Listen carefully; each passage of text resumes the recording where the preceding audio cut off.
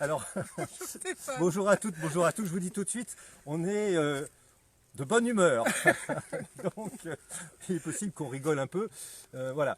Donc, je voulais vous présenter, comme je vous l'avais dit, Florence Brodard. Bonjour Florence. Bonjour Stéphane. Voilà. Et Florence est donc, on peut dire styliste, hein, donc elle crée ses modèles de vêtements, c'est ça? J'ai fait... j'ai fait ça très longtemps. Oui, oui, D'accord. pendant des années, D'accord. j'ai été couturière. Ok. Et, euh, et puis également, c'est une artiste, donc elle fait des... Bon, Excusez-nous, ça s'appelle une crise de fou rire. oui, Voilà. oui, voilà, exactement, hein. Bon. Mais vous n'êtes pas exclu de la rigolade. Non, non, vous avez le droit de rire aussi. Oui, Ok. voilà. Et donc elle fait également de très beaux pastels et elle expose justement, pour ceux, les Parisiens et Parisiennes qui nous voient là en ce moment, et ben, elle expose en ce moment, donc profitez pour aller voir. C'est à la galerie Sacco qui se trouve... Non, non. Non. Eco Sato. Eco Sato, La pardon. galerie Eco Sato, Des- 57 rue des Cascades, Paris 20e. Voilà, C'est à Ménilmontant. voilà, voilà. Eco Sato, donc, hein, d'accord. C'est jusqu'au 7 novembre. Voilà. Donc si vous êtes libre, vraiment profitez d'aller voir cette belle expo. Ça, c'est juste une parenthèse. Et puis surtout, ce qui nous intéresse là aujourd'hui, eh bien, c'est que Florence a créé des ateliers. Alors pour généraliser, on pourrait dire que ça ressemble à de l'art-thérapie, hein, puisqu'il y a un certain nombre de matériaux qui sont utilisés dans l'art, le dessin et tout ça. Mais si vous allez dans des ateliers d'art-thérapie, vous ne trouverez jamais, je pense, ce que fait vraiment Florence. Et donc j'avais envie que tu nous expliques un petit peu ce que tu fais. Donc, comment ça s'appelle? Ça s'appelle tracé singulier. Mm. Et déjà, l'art-thérapie, je ne sais pas ce que c'est. Voilà, Je ne suis pas thérapeute. voilà, Je suis juste artiste. d'accord. Voilà. Ce que je fais, en fait, c'est ce que j'ai glané tout au long de ma vie. Euh, Toutes les expériences que j'ai faites qui m'ont semblé vraiment avoir du sens, qui m'ont beaucoup impacté, qui m'ont permis d'ouvrir la porte, entre guillemets, de la création, de la créativité, de l'inspiration. Porte qui était fermée et derrière laquelle je butais pendant de nombreuses années, puisqu'en fait, elle s'est ouverte réellement quand j'avais quasiment 50 ans. Et à travers le yoga, à travers un travail de psychothérapie, à travers des stages d'auto-louange, plein de choses comme tout le monde peut en faire tout au cours de sa vie.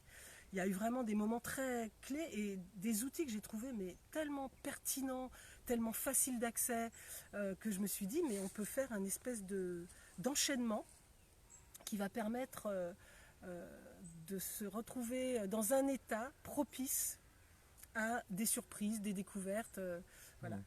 Moi, bien sûr, mes outils de prédilection, c'est la couleur, le tracé, mais même des gens qui n'ont jamais, qui gribouillent même pas quand ils téléphonent, parce qu'il y en a plein, qui ont fait ces stages, ont été hyper surpris du résultat, de ce qu'ils étaient capables de faire, d'y prendre du plaisir. Et puis d'autres, au contraire, qui étaient vraiment des professeurs par exemple de design, qui venaient pour apprendre un petit peu plus à se lâcher, et pareil, ils étaient hyper enchantés d'oser mal dessiner par exemple. Ouais. Bon, on va revenir un peu en profondeur là-dedans. Et par contre, tu me disais tout à l'heure, on en discutait, et tu me disais qu'en fait, si tu as poussé en fait à créer cette méthode qui est tienne maintenant, en fait, hein, c'est que il y a un moment donné, tu sentais que tu avais un rôle d'enseignement à jouer, hein, c'est ça? Qu'il y avait quelque chose qui était de l'ordre de l'enseignement et que finalement, ça faisait partie de ta vie, mais que ce n'était pas encore expérimenté. Non. Alors je dirais plutôt transmettre parce que Ouais. voilà, enseignant, moi comme je suis autodidacte dans tout ce que j'ai fait, j'ai jamais appris à avoir une méthode. Et c'est ça qui a été le plus difficile pour moi en fait, c'était d'articuler quelque chose qui se tienne et ça se tient très très bien, mais je me sentais pas toujours tout à fait, comme on dit, légitime par rapport à ça. Ouais. Et en fait, par contre, l'idée de transmettre, puis aussi un peu l'empathie avec les gens qui se retrouvaient dans une situation que je connaissais bien, puisque je l'ai vécue pendant si longtemps, et partager mes expériences que je trouvais vraiment justes avec des gens qui pouvaient s'en saisir aussi. Voilà. Alors en quelques mots, je dirais que quelqu'un qui vient dans ton atelier, qu'est-ce que ça peut lui apporter dans différents domaines de sa vie par exemple? Moi, j'ai juste envie de dire que c'est des outils qui te permettent de t'ouvrir à l'inconnu. Ouais. Donc ça peut apporter peut-être un petit peu de confiance, qu'il n'y a rien à craindre, d'essayer des choses nouvelles, du plaisir. Du plaisir. Alors, il y a aussi un axe pour moi qui est hyper important, parce que c'est quelque chose qui a pris de plus en plus de place dans ma vie, c'est le fait que nous avons tout en nous pour nous auto-guérir. Et que des fois, il suffit d'avoir quelques petites clés qu'on peut utiliser pour permettre au corps, à l'esprit, à l'âme et tout ensemble de trouver une solution à un moment, un problème qui se présente. Et à travers ce stage, je pense que c'est des clés qui peuvent aider aussi à ça. Voilà, une petite auto-guérison.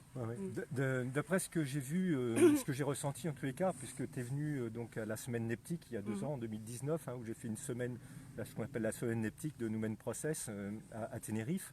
Et on avait scindé le groupe en 2, et toi tu es un groupe une journée, et puis l'autre groupe le lendemain.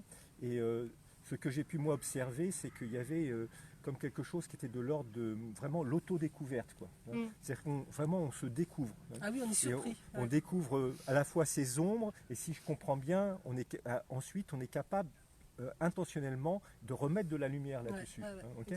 Et ça c'était fabuleux parce que dans mon séminaire Numen Process, je pouvais voir vraiment le changement des personnes qui avaient un peu peur d'exprimer en groupe, qui avaient un peu peur de s'exprimer, de se voir également, et comment en une journée d'un simple travail, enfin d'un simple, non pas d'un simple, mais d'un travail assez accessible, mais facile, mais direct, quoi.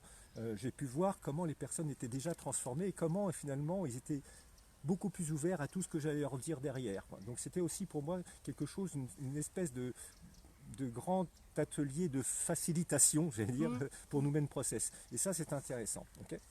Donc ça c'est juste ce que je voulais dire. Maintenant comment ça se passe, en combien de temps il faut pour faire un atelier? Alors, comme ça? Un atelier c'est environ autour de 6 heures, 6-7 heures, ça dépend vraiment du rythme de chacun, parce que moi j'ai un maître mot, quand les gens me disent on a combien de temps pour faire ça? Le temps dont vous avez besoin. Quoi, à chaque exercice. Bon, il y a 1 ou 2 petits exercices qui sont minutés dans le temps, parce que là c'est très important, voilà, que tout le monde soit ensemble. Mais la plupart du temps, quand il est question de créer, moi je suis là, j'écoute, je regarde ce qui se passe, et puis je vois à un moment que la plupart des gens ont tout dit, et puis je dis, voilà, s'il en reste 2, le premier qui a terminé son truc, on arrête, quoi, voilà. Mais on a beaucoup de temps, et puis vraiment c'est la confiance, la bienveillance, c'est quelque chose. Alors, en fait, c'est pendant qu'on a fait le stage, je me suis dit, mais c'est marrant parce que là, j'apporte quelque chose, entre guillemets, de plutôt maternel, très féminin, quelque chose de bien, de confortable, avec de sécurité. De sécurisant. Parce que des fois, en même temps, on se permet d'aller voir du côté de l'ombre, comme tu disais, mais il n'y a aucune obligation de quelque sorte. Et puis toi, tu arrives avec un enseignement déjà beaucoup plus structuré. Et je me dis, tiens, c'est marrant, ça fait un équilibre, tu vois, entre les deux. J'en avais pas pris conscience avant, ça, de ce côté-là.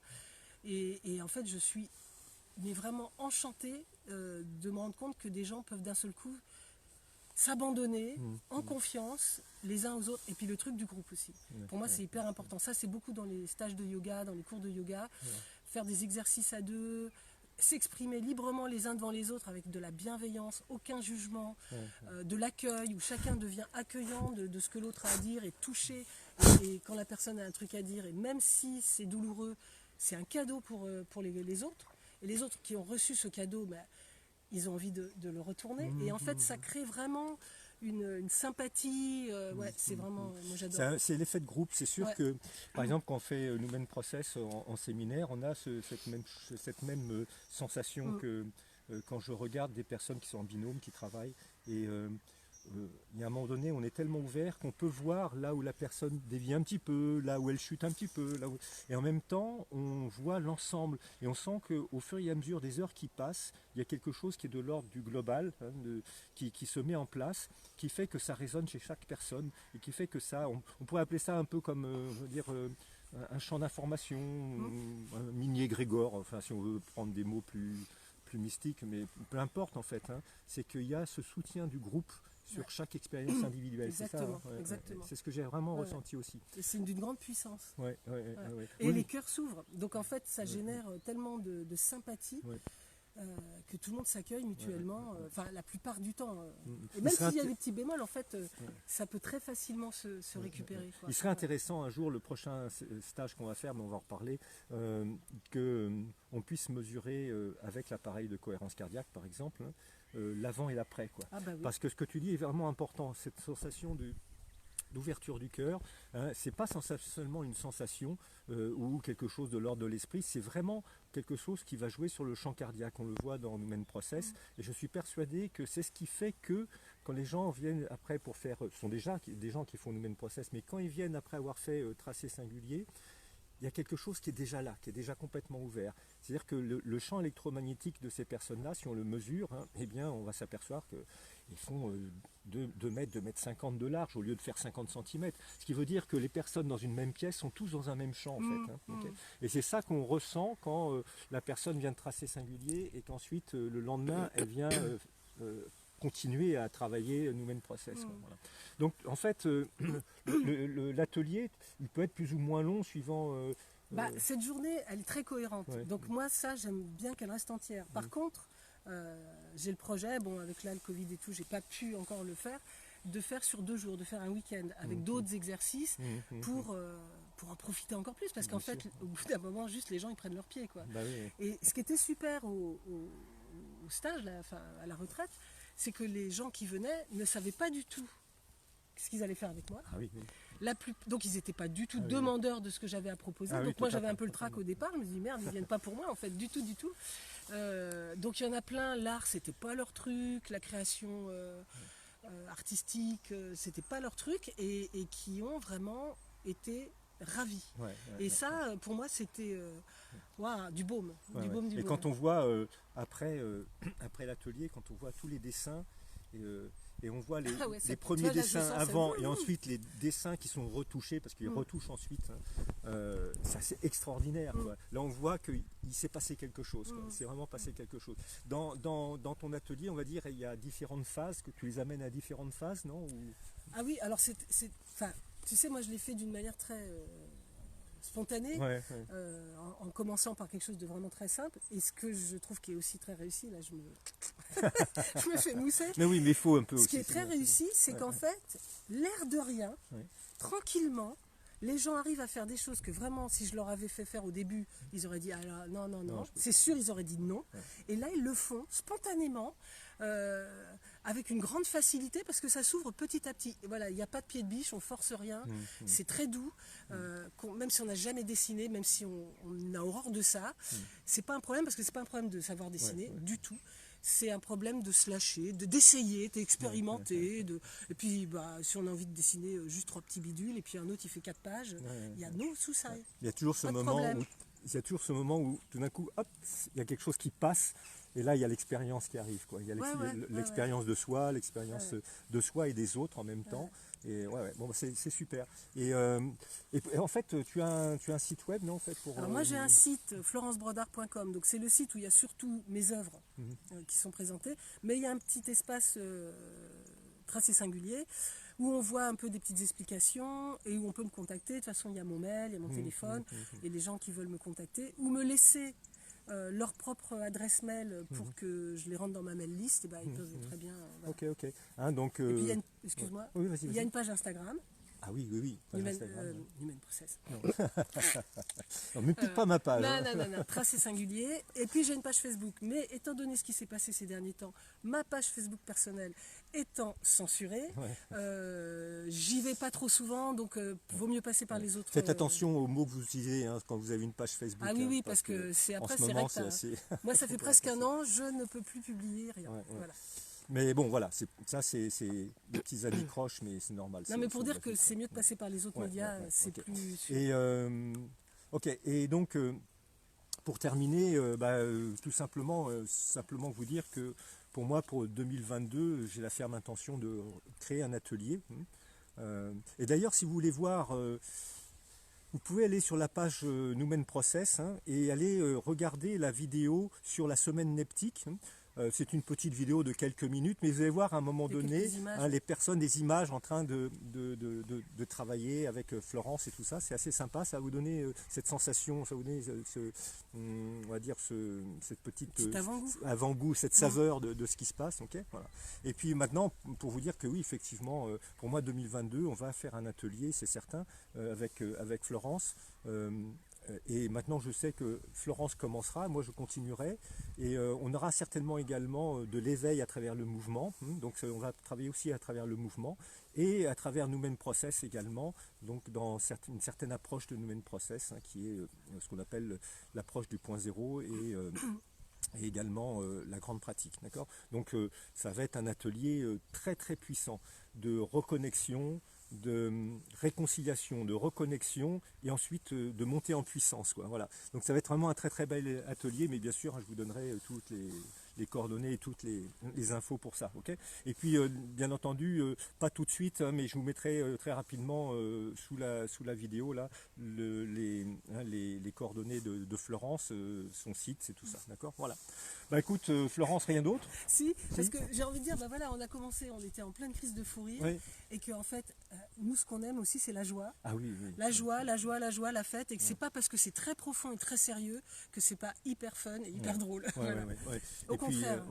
Et puis, pour ceux qui me connaissent dans le Numen Process, vous êtes des milliers maintenant à savoir que j'aime bien l'humour, ok, et que ça fait partie de l'enseignement, quoi. Hein, ça fait partie de l'enseignement.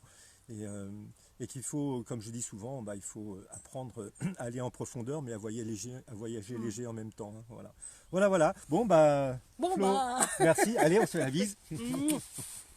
Et puis, j'espère que cette vidéo vous aura plu et que ça va vous apprendre et vous allez avoir découvert quelque chose vraiment d'intéressant. Et puis, surtout, un jour d'y aller, quoi. Un jour d'y aller, hein, soit avec Flo, soit avec moi dans le prochain atelier pour ceux qui sont Numen Process, hein, puisque cet atelier est quand même réservé à la pratique de Numen Process, en tout cas aux praticiens Numen Process, hein, qu'ils aient fait le séminaire ou non, okay, mais qu'à part cela, vous pouvez vous renseigner auprès de Florence, hein, pour faire oui, parce que j'organise régulièrement des ateliers. Voilà, ok, allez, je vous laisse, passez une très très bonne soirée et à très bientôt. Ciao.